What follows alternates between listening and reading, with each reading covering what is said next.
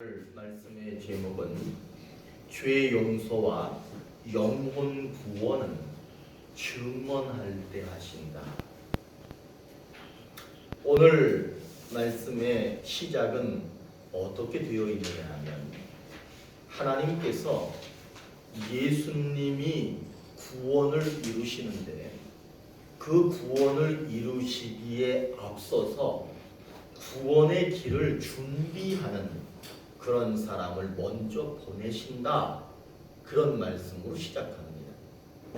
실제로 하나님께서 예수님보다 앞서서 누구를 보내셨느냐 하면 요한이라고 하는 사람을 보내셨습니다.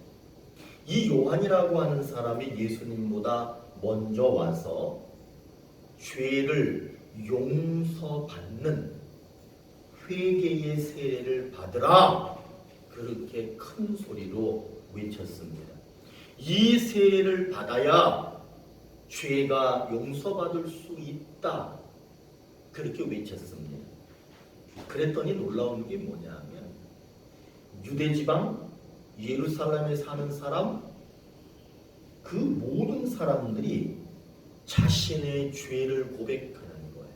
나는 이런 죄가 있습니다 라고 말하면서 요단강에 나와서 요한으로부터 세례를 받았습니다. 그렇게 자신들의 죄를 회개하고 그렇게 세례를 받을 때 그 세례를 받는 사람들에게 요한이 이렇게 말합니다. 매우 중요한 말입니다. 내 뒤에 나 다음에 한 분이 오시는데 그분이 어떤 분이냐 하면 나는 그분의 신발끈 거기에 손조차 댈 수 없는 그런 사람입니다. 나는 지금 여러분에게 회개하십시오 라고 말하면서 물로 세례를 주지만 그분이 오시면 한번 따라합니다. 성령으로 세례를 주시리라. 나는 지금 물로 세례를 주지만 그분이 오시면 여러분에게 성령으로 세례를 주실 겁니다. 그렇게 말해요. 오늘 말씀은 구원이 어떻게 시작되었는지를 말하는 거예요. 여러분, 구원이 어떻게 시작되느냐 하면 거창한 게 아니라 그러나 매우 중요합니다.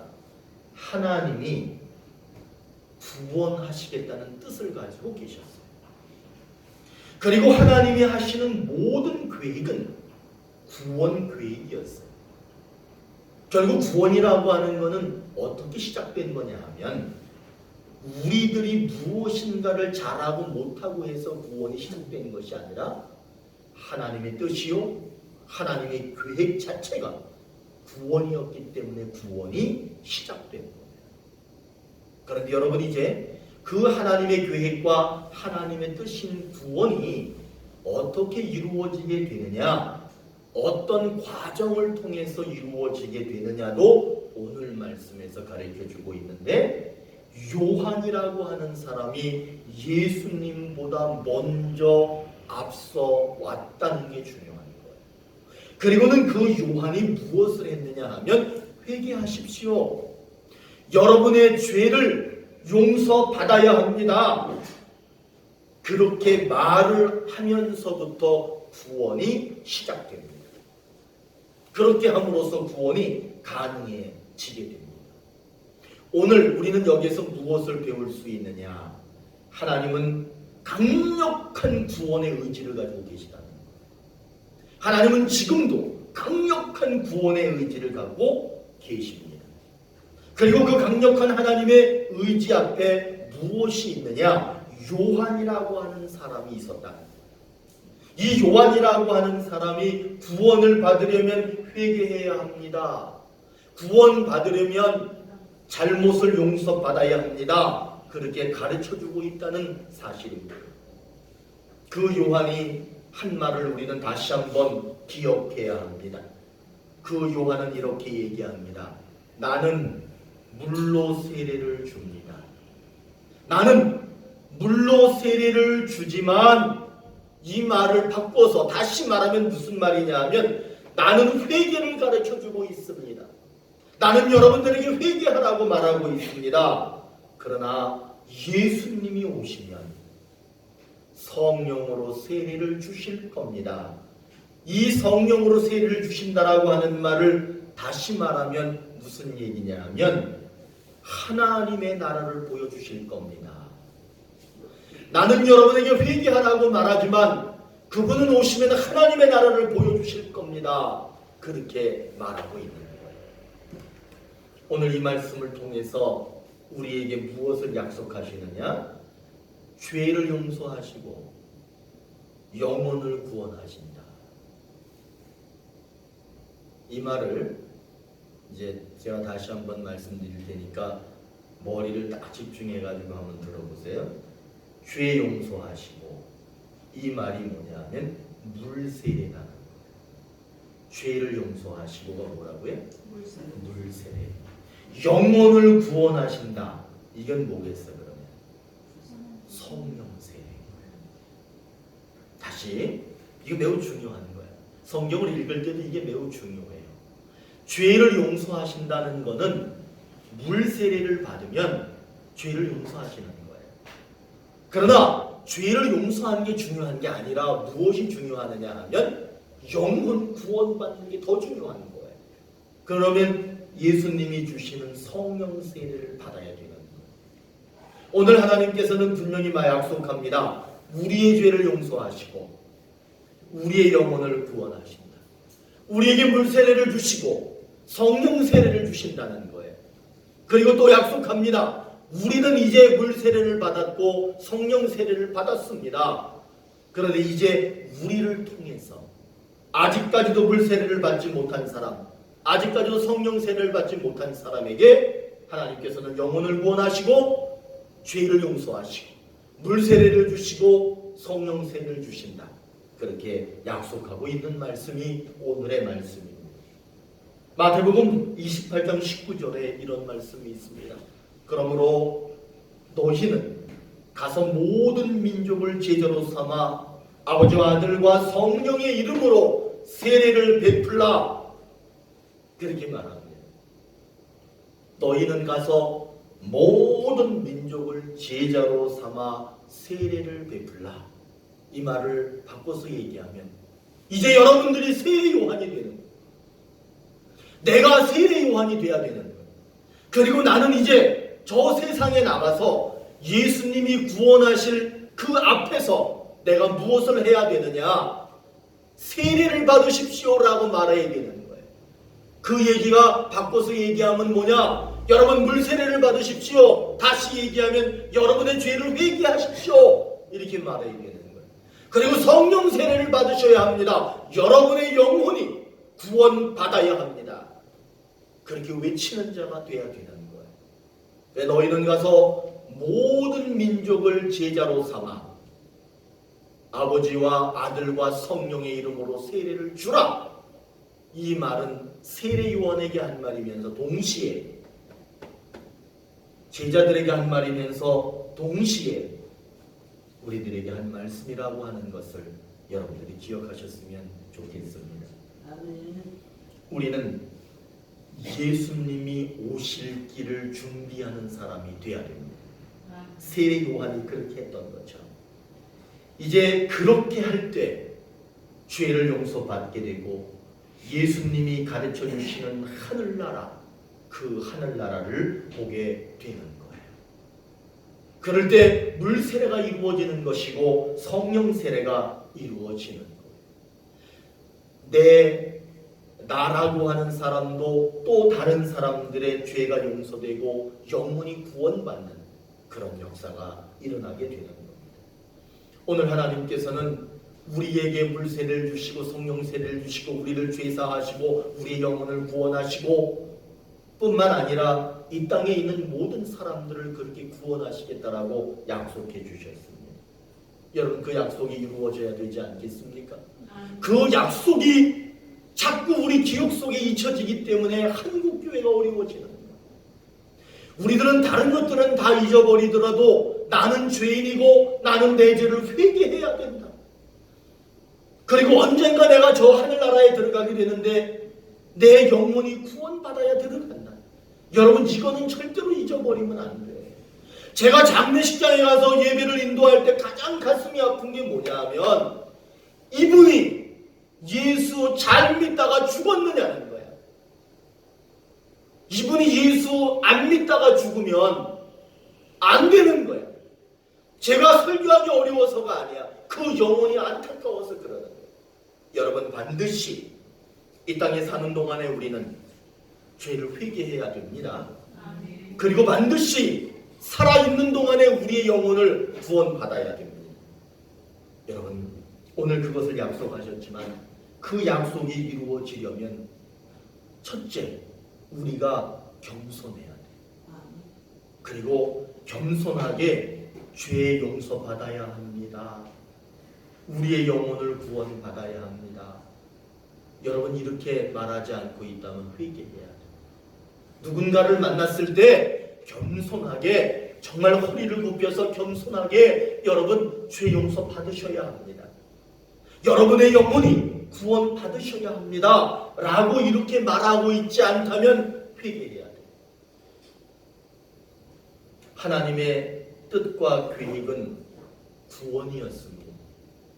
그래서 하나님은 그 구원을 이루시기 위해서 요한을 예수님보다 먼저 보내셨습니다. 그 요한이 먼저 와서 한 일이 뭐냐? 회개해야 합니다. 회개해야 합니다. 여러분, 물세례를 받으셔야 합니다.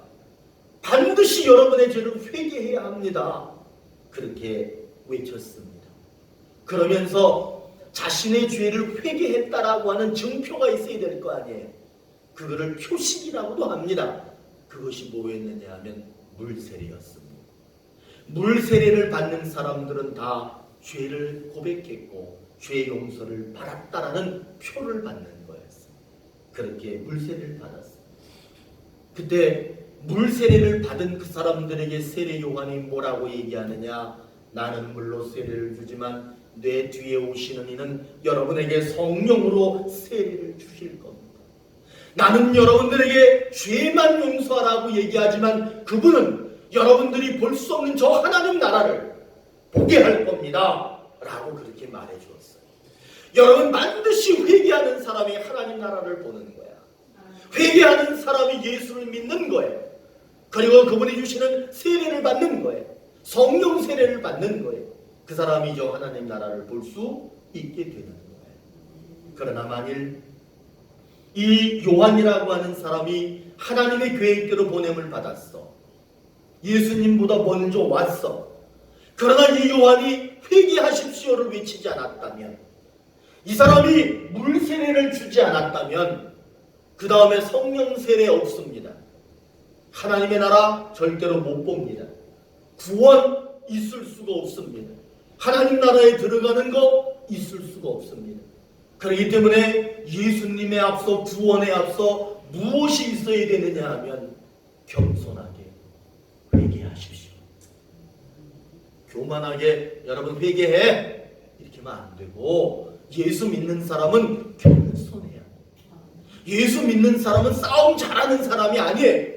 싸움 못하는 사람이에요. 아주 겸손한 모습으로 회개해야 됩니다. 당신 영혼이 있는데 그 영혼 구원받아야 합니다.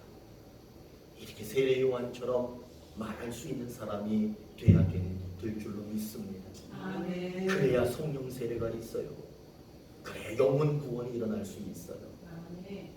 베드로가 예수님의 제자 중에서 탑인 거 아시죠? 베드로가 탑이요. 제자 중에 아주 멋있는 제자예요. 여러분, 베드로가 무식하다고 얘기했다가 혼나. 베드로는 무식한 사람이 아니야. 베드로는 예수님의 제자 중에서 멋진 제자예요. 그런데 그 베드로가 어떻게 예수 믿게 되는 줄 아세요?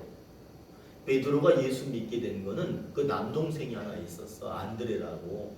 그 안드레가 먼저 예수님을 만났어요. 그리고 예수님을 졸졸졸 쫓아다녀봤어. 그런데 예수님하고 다닐 때 뭘 느꼈느냐 하면 이 사람이, 이분이 진짜 구원자라는 걸 딱 느낀 거야.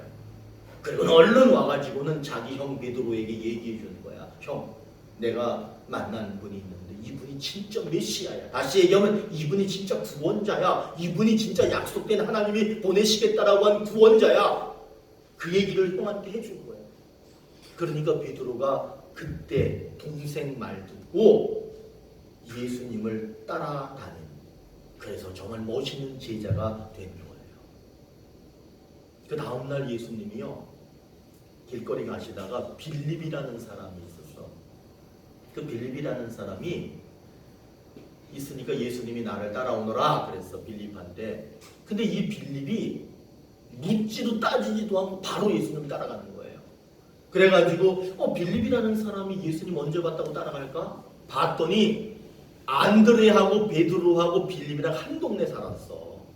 한 동네 살면서 안드레하고 빌립이, 안드레하고 베드로가 뭘 했느냐 하면, 야, 우리가 누굴 만났는데, 우리가 예수님 만났는데 그 예수님이 진짜 메시아야. 그분이 하나님의 아들이야. 그 얘기를 빌립에게 해줬던 거예요. 그러니까 그 얘기를 들었던 빌립이 예수님이 나를 따라오너라 말하자마자 당연히 예수님을 따라가게 된 거예요. 근데 이 빌립이 또 뭐 하느냐 하면 나다나엘이라고 하는 사람을 찾아가요. 그리고 나다나엘한테 뭐라고 얘기하느냐 하면, 내가 예수님 메시아를 만났는데 당신도 그분을 만나야 돼. 당신도 그분 한번 찾아가 봐.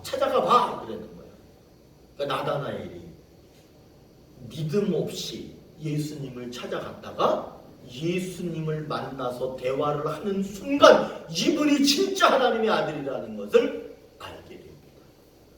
여러분, 지금 제가 무슨 얘기한 거냐 하면, 안드레가 베드로한테 얘기했고, 베드로하고 안드레가 빌립한테 얘기했고, 빌립이 나다나엘한테 얘기했고, 결국은 내가 쟤한테 얘기하고, 쟤가 또 쟤한테 얘기하고, 이 사람이 저 사람한테 얘기하고, 끊임없이 그렇게 예수님이 하나님의 아들이며 구원자라고 하는 것을 말하고 할 때, 이것을 제가 뭐라고 제목을 붙였느냐 하면, 한번 따라해 보세요. 구원의 순기능.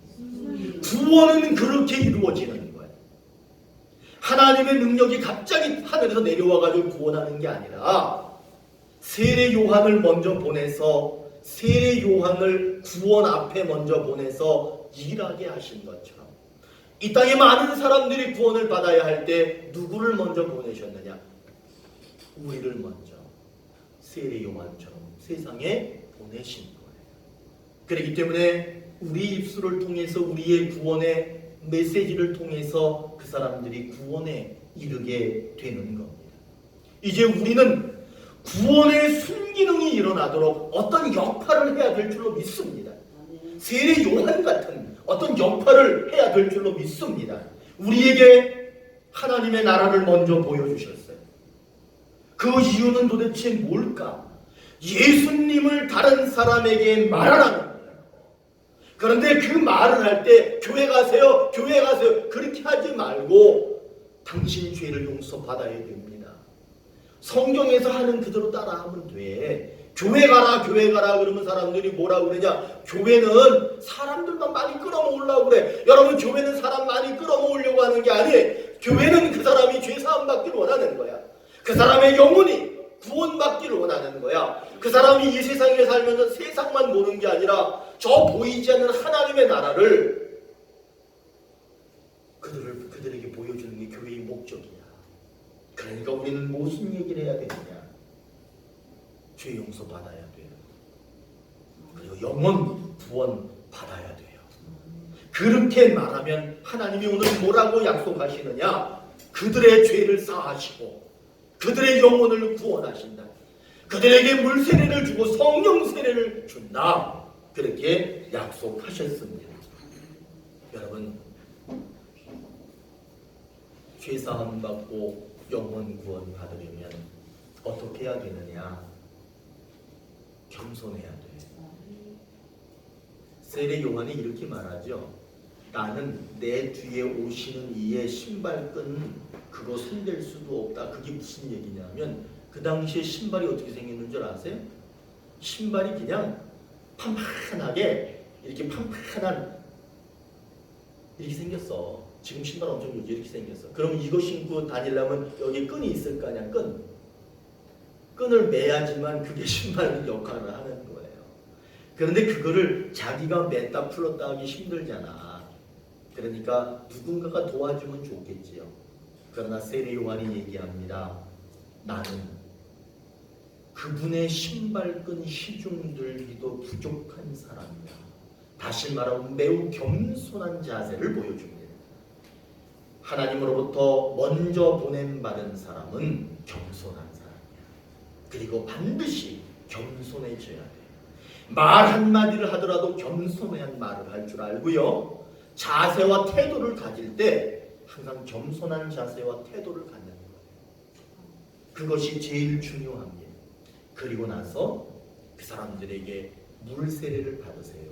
다시 말하면 죄 용서 받아야 합니다 하고 말해줄 줄 알아야 돼요. 그리고 또 말해야 됩니다. 예수님을 만나시면 성령 세례를 받습니다. 예수님을 만나면 하나님 나라를 볼 수 있습니다. 예수님을 만나면 여러분의 영혼이 구원받을 수 있습니다.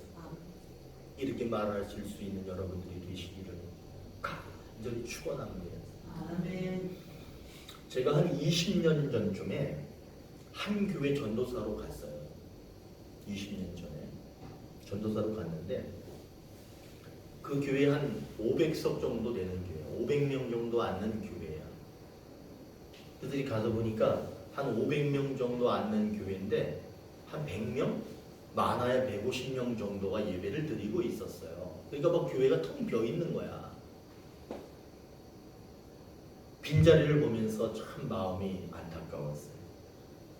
그래서 저는 제가 맡은 게 뭐냐면 코 올리는 애들 있잖아요. 코 찔찔 흘리는 애들, 조그만한 애들, 초등학교 아이들, 중학교 아이들, 고등학생들, 청년들.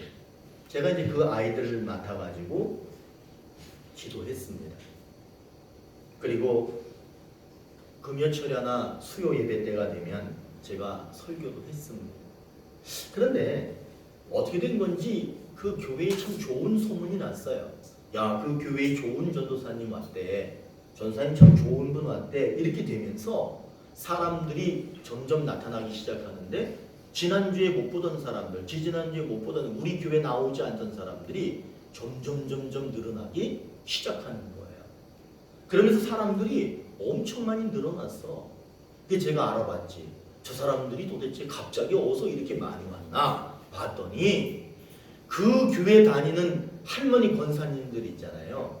할머니 권사님들 아들, 딸이 나오는 거야. 그리고 아들, 딸의 손자, 손녀들이 또 나오는 거야. 그러니까 막 교회에 할머니 권사님들만 100명, 150명 이렇게 모여있던 교회에 갑자기 젊은 사람들이 많이 생겨나기 시작하고 아이들이 많이 늘어나기 시작했습니다. 자세히 알아보니까 150명 정도 나오던 사람들이 계속해서 무엇을 했느냐 하면 자기 자식들에게도 얘기하고 손자 손녀 얘기하고 이웃 사람들한테 얘기하고 계속 얘기를 하니까 그 사람들 말만 듣고 사람들이 나오기 시작하는 거예요. 그래가지고 몇 개월이 지나지 않았는데 한 650명 정도 모였어요. 다시 예배 인원이 한 650명 정도 됐어요. 제가 처음에 그 교회 몇 명 정도 앉는다 그랬어요? 150. 한 500명 정도 앉는 교회였어. 근데 150명 정도 있었어. 그런데 650명이 예배 드리면 이제 몇 자리가 부족해요? 150석이 부족한 거예요. 150석이 부족한 교회가 됐습니다. 그리고 나서는 교회에서 야, 우리 교회 건축해야 되는 거 아니야? 뭐 이런 얘기가 돌기 시작했습니다. 제가 이 말씀을 드리는 이유는 새로운 성도들이, 새로운 하나님의 자녀들이 생기는 수 있는 것은 먼저 믿은 사람들이 처음에는 그들이 기운이 없었지만 다시 힘을 내서 예수님을 소개하고 교회를 소개하고 자신들이 가지고 있는 믿음의 확신을 가지고 그 사람들에게 말을 했기 때문에 그 사람들이 세례 요한의 역할을 했기 때문에 그 사람들이 그렇게 교회에 올 수 있게 된 겁니다. 요즘 전도가 어렵다 이런 말을 많이 듣습니다. 그러나 다시 한번 생각해 보십시오. 우리가 겸손한 모습으로 예수님 앞에 가셔야 죄를 용서받습니다. 예수님께 가야 영혼을 구원받을 수 있습니까? 라고 말하고 계신가요? 그렇게 말하고 계신가요? 전도가 어렵다, 사람들 구원하기 어렵다라고 말하기보다는 우리가 그렇게 하고 있는가를 한번 생각해 봐야 됩니다. 전도가 어렵다, 영혼 구원하는 게 어렵다가 아니라 이제는 우리가 겸손한 태도로 죄를 용서받아야 합니다. 영혼 구원 받으셔야 됩니다. 이렇게 말해야 될 줄로 믿습니다. 여러분, 지금 우리는 겸손할 수 있어요. 지금 우리는 얼마든지 죄 용서받아야 합니다. 죄 용서받고 영혼 구원 받아야 합니다. 그렇게 말할 수 있습니다. 그렇게 말하면 그렇게 진짜 이루어지는 거예요. 150명 모이던 교회가 이제 150명 부족한 교회가 됐어요. 자리가 부족한 교회가 됐습니다. 그거는 겸손하게 확신을 가지고 예수님을 소개했기 때문에 그렇게 된 거예요. 설마 되겠어? 여러분이 하는 게 아니야. 하나님께서 하시는 거예요. 예수님이 오실 길을 준비한 요한, 그 사람은 죄를 회개해야 합니다. 세례를 주었고요. 그리고는 성령 세례가 기다리고 있습니다. 성령 세례를, 다시 얘기하면 예수님을 소개했습니다. 교회는 하나님께서 왜 세우셨느냐? 죄를 용서받고 영혼을 구원하라고 하나님이 세우셨습니다. 이제 우리는 겸손하게 무엇을 해야 되느냐 하면, 사람들을 만나면 겸손하게 죄 용서 받아야 합니다. 영혼 구원 받아야 합니다. 라고 하는 말을 증언하셔야 될 줄로 믿습니다. 사랑하는 오늘의 교회 성도 여러분, 겸손합시다. 물론 다 겸손하시지만 그래도 다시 한번 겸손합시다. 그리고 여러분, 영혼을 구원한 그 확신, 나는 영혼 구원 받았다라고 하는 그 믿음의 확신을 분명하게 갖기를 이 시간에 다시 한번 부탁드립니다. 그리고 말씀하십시오. 죄 용서 받아야 합니다. 영혼 구원 받아야 합니다. 그렇게 말씀하십시오. 그러면 오늘 세례 요한 이후에 오셔서 구원하신 예수님의 역사가 이 땅 위에 일어날 거라고 확신합니다. 기도하시겠습니다.